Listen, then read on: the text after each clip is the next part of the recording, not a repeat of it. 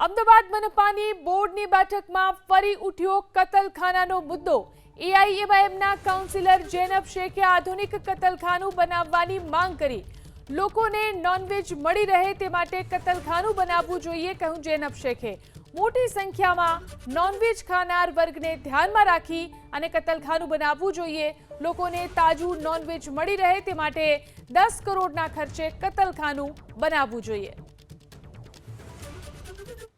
तो टॉप 5 देश के अंदर गिना जाता है जो बीफ को एक्सपोर्ट करता है पेड़। तो क्यों गुजरात के अंदर अहमदाबाद की बस्ती की भी हक है कि उसको भी अच्छा और फ्रेश मीट मिले।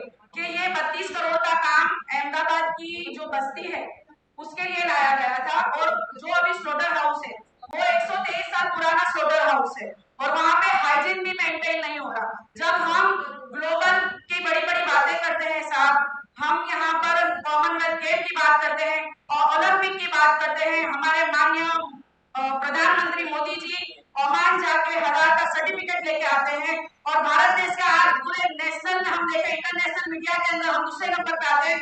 उत्तर भारत पूरे भारत के अंदर दूसरे नंबर पे आता है मीट एक्सपोर्ट के अंदर।